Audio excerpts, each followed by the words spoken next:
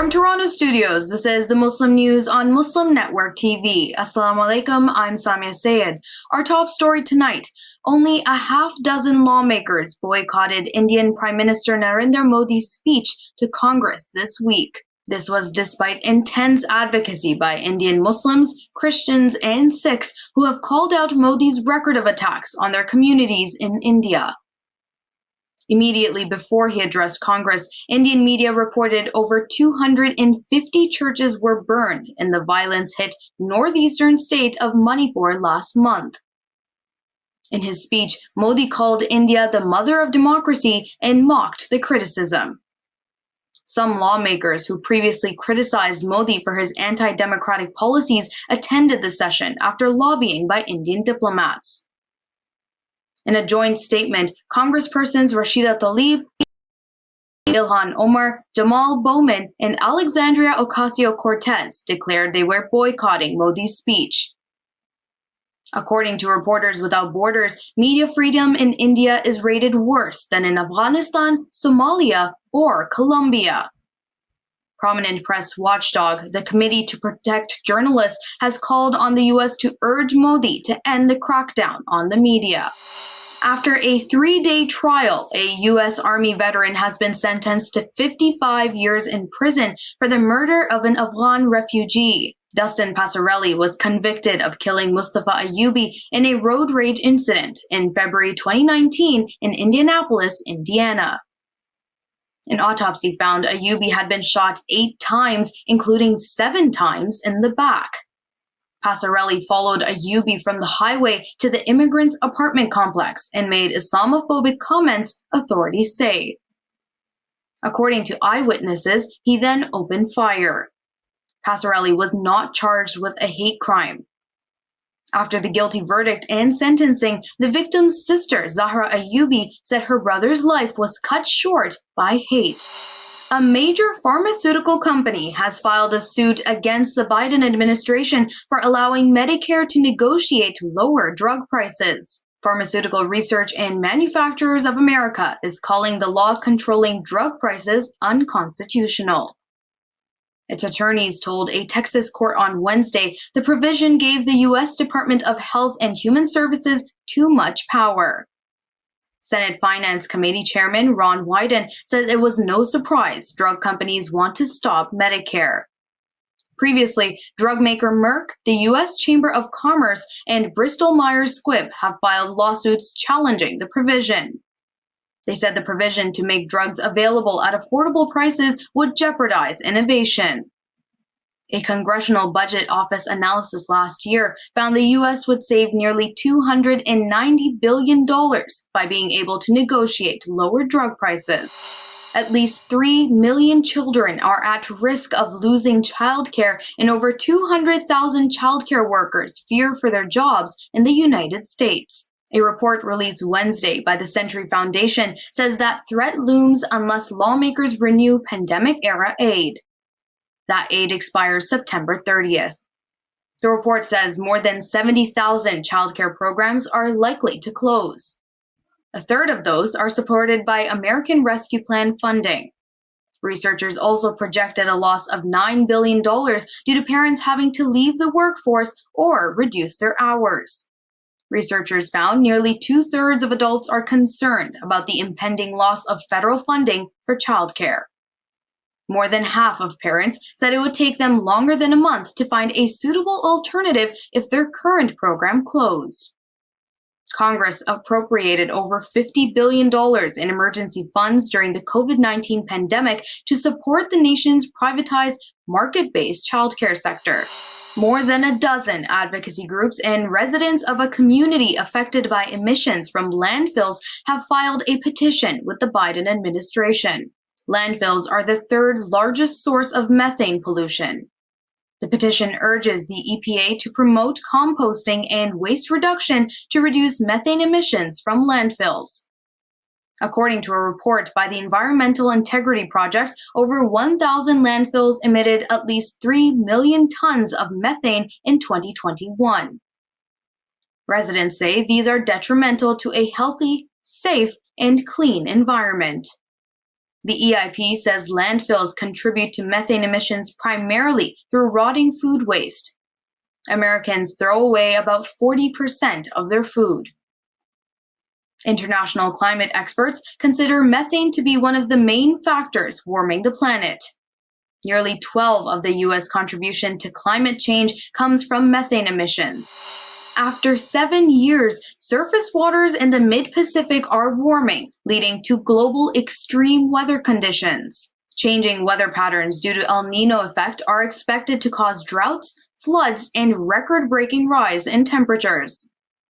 El Nino occurs when weak trade winds blowing west towards Asia fail to push warm surface waters in that direction. It causes surface temperatures to rise by about 4 to 5 degrees Celsius in the eastern tropical Pacific Ocean.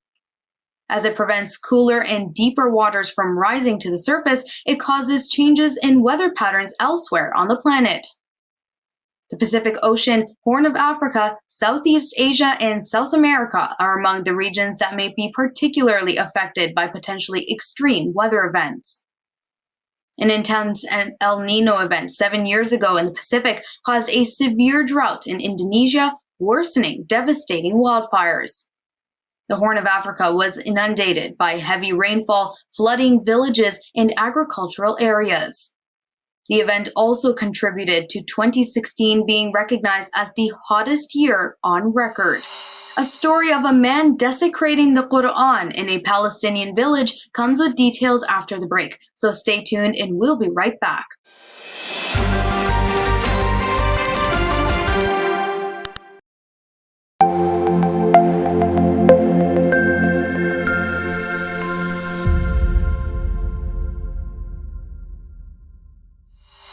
Welcome back. A masked man can be seen desecrating a copy of the Quran in the Palestinian village of Orif Wednesday, a mosque security footage shows. The security camera footage shows the man ripping pages and throwing them on the ground in front of the mosque. Masked men believed to be Israeli settlers were also seen setting fire to a school, nearby homes, and a mosque.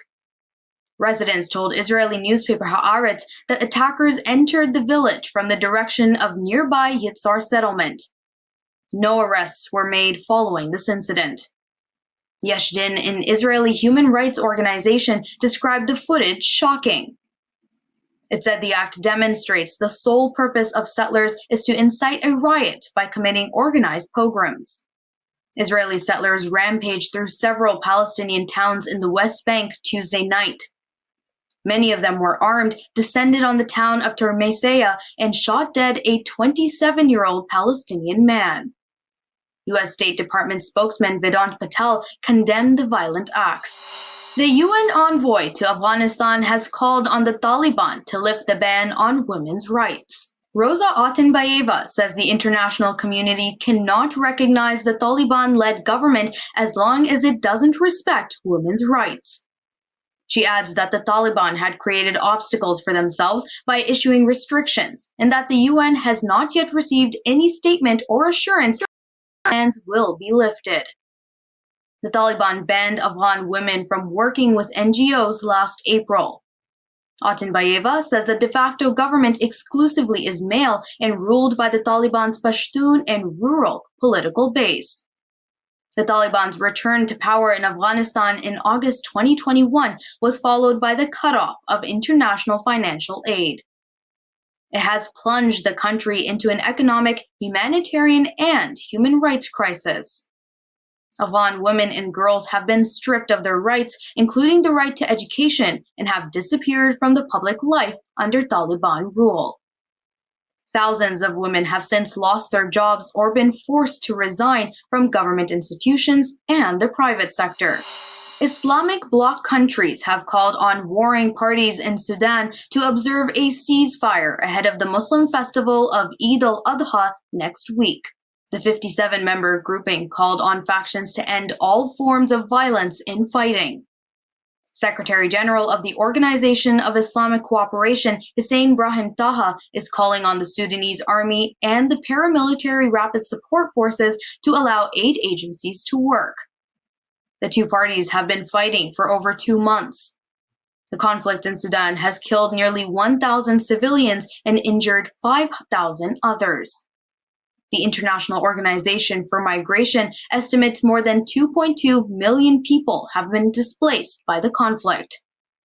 Eid al-Adha is one of the most important Muslim religious holidays and marks the culmination of the annual Hajj pilgrimage in Saudi Arabia. The Saudi press agency reports that the Prophet Muhammad, peace be upon him's mosque in Madinah has for the first time ever recorded the largest amount of Zamzam water during the Hajj season. Zamzam water is obtained from a well at Islam's holiest site in Mecca. The Prophet's mosque this year is being given up to 400 tons of Zamzam water daily during the season. The holy water filled into 10,000 containers placed around the mosque. Another 5,000 containers have been put on standby. Up to 80,000 bottles filled with Zamzam water are distributed daily. 7 places in the mosque are designated for filling containers, and 3 areas are used for cooling disposable water bottles from Zamzam. The increase in supply is in line with the growing number of pilgrims visiting the mosque yearly. Muslim girls wearing the abaya in schools has sparked debate in France. Although wearing the robe-like loose dress in schools is not banned, some believe the dress violates secularism. Other experts believe banning abayas is not a solution. The debate about abayas in French schools has been ongoing for several years. The issue was reignited in recent months after several schools reported an increase in the number of girls wearing them. In an editorial, French newspaper Le Parisien called the abaya a Trojan horse for Islamic entry. The French government has said it is committed to secularism in schools but has not yet taken action to ban the abaya. A 2004 law prohibits the wearing of clothing or symbols that indicate a person's religion in educational institutions. It bans large crosses, Jewish kippahs, and hijabs, among other things. Before we end today's news, I would like to extend a special request. It takes about 55 hours of work per day to produce this news segment for you. It brings news with a unique perspective, and you can find it only on here, on Muslim Network TV. Sound Vision is a not-for-profit organization which produces it, and just like PBS and NPR, we depend on your donations. Please visit muslimnetwork.tv to donate now or click the link below to donate. That's all from our Toronto studios tonight. Thank you for tuning in. You can subscribe to our YouTube channel and hit the bell icon for the latest updates. For more content, keep watching Muslim Network TV or visit muslimnetwork.tv. Assalamu alaikum and good night.